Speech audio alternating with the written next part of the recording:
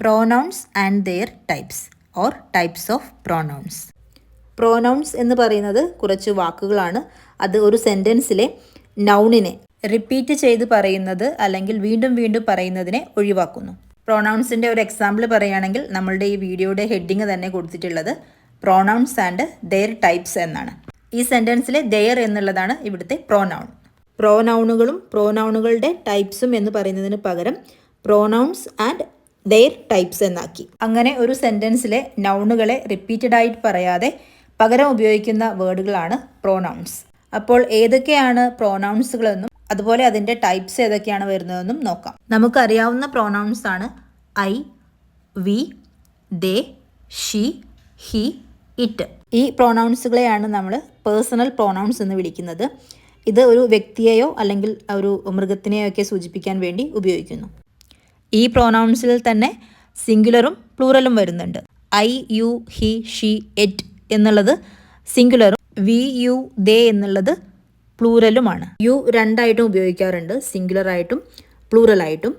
ഇപ്പോൾ ഒരു എക്സാമ്പിൾ പറയുകയാണെങ്കിൽ you are a good student എന്ന് പറയുമ്പോൾ സിംഗുലറും you are all good students എന്ന് പറയുമ്പോൾ അവിടെ യു പ്ലൂറലുമാണ്.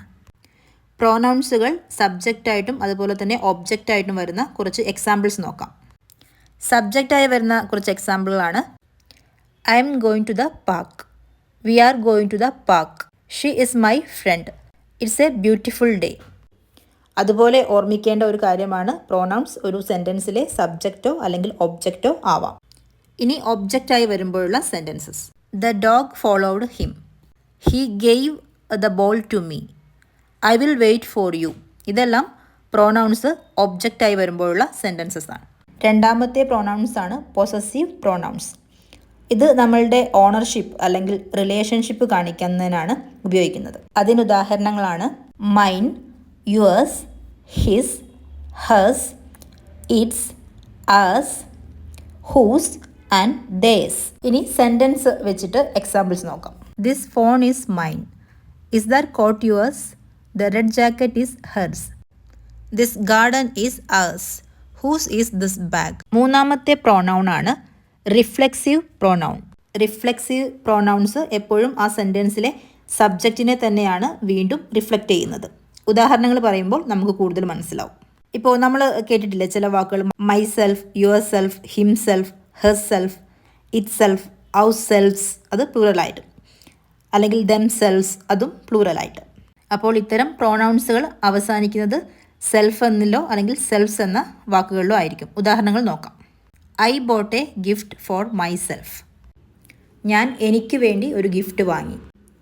അല്ലെങ്കിൽ ദേ ഡിഡ് ഇറ്റ് ദെംസെൽസ്, അവരത് സ്വയം ചെയ്തു. നാലാമത്തെ ടൈപ്പ് പ്രോനൗൺസ് ആണ് ഡെമോൺസ്ട്രേറ്റീവ് പ്രോനൗൺസ്. അതിന് എക്സാമ്പിൾസ് ആണ് this, that, these and those. ഏതെങ്കിലും ഒരു വസ്തു ചൂണ്ടിക്കാണിച്ചിട്ട് വിവരിക്കുന്ന സമയത്ത് അല്ലെങ്കിൽ ഡെമോൺസ്ട്രേറ്റ് ചെയ്യുന്ന സമയത്ത് ഉപയോഗിക്കുന്ന പ്രോനൗണുകൾ. അഞ്ചാമത്തെ ടൈപ്പ് പ്രോനൗൺസ് ആണ് ഇൻഡെഫിനിറ്റ് പ്രോനൗൺസ്. ഇൻഡെഫിനിറ്റ് പ്രോനൗണുകൾ ഉപയോഗിക്കുന്നത് ഒരു വ്യക്തിയെയോ സ്ഥലത്തെയോ അല്ലെങ്കിൽ ഒരു കാര്യത്തിനെയോ പരാമർശിക്കുന്നതിന് വേണ്ടിയിട്ടാണ്. ഇൻഡെഫിനിറ്റ് പ്രോനൗണുകൾ ഒരു ആളെ സ്പെസിഫൈ ചെയ്യുന്നില്ല, എല്ലാവരും പെടും ആ പറയുന്ന കാര്യത്തിൽ. എക്സാമ്പിൾ പറയുകയാണെങ്കിൽ സംബഡി കോൾഡ് ഫോർ യു. അതുപോലെ anything is possible if you believe. Everyone should follow their dreams. Nobody knows the answer to that question. Anyone can make mistake. Everyone in the room. ആറാമത്തെ type of pronoun ആണ് relative pronouns. ഈ പ്രോനൗണുകൾ ഉപയോഗിക്കുന്നത് എവിടെയാണെന്ന് വെച്ചാൽ ഒരു നൗണിനെ ഒരു main ക്ലോസുമായിട്ട് connect ചെയ്യുമ്പോൾ. ഇപ്പോൾ ഉദാഹരണം who, which, that and what. The book which you gave me is useful. അല്ലെങ്കിൽ who won the race is my friend. ആ ഒരു റേസിൽ വിജയിച്ച ആ വ്യക്തി ആരാണോ അവൻ എൻ്റെ ഫ്രണ്ടാണ്. അതുപോലെ the paint that I bought is easy to mix. ഞാൻ ഏതൊരു പെയിൻ്റാണോ വാങ്ങിയിരുന്നത് അത് മിക്സ് ചെയ്യാൻ ഈസിയാണ്.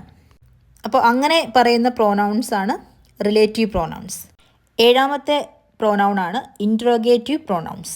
ഈ പ്രോനൗൺസ് മെയിൻലി ക്വസ്റ്റ്യൻ ചോദിക്കാനാണ് ഉപയോഗിക്കുന്നത്. ഫോർ എക്സാമ്പിൾ പറയുകയാണെങ്കിൽ who, what, which and whose. Who is coming to dinner. അതുപോലെ ഹൂ വൺ ദ കോമ്പറ്റീഷൻ. എട്ടാമത്തെ പ്രോനൗൺ ആണ് റെസിപ്രോക്കൽ പ്രോനൗൺസ്. മ്യൂച്വൽ ആയിട്ടുള്ള അല്ലെങ്കിൽ പരസ്പരം ചെയ്യുന്ന ഒരു ആക്ഷനെ കുറിച്ച് പറയാനാണ് ഈ പ്രോനൗൺസ് ഉപയോഗിക്കുന്നത്. അത്തരം വേർഡ്സ് ആണ് ഈച്ച് അതർ, വൺ അനദർ. ഉദാഹരണം, the 2 sisters hug each other. 2 sisters പരസ്പരം ഹഗ് ചെയ്തു. The students congratulated each other. കുട്ടികൾ പരസ്പരം അഭിനന്ദിച്ചു. Please don't tell one another the secret.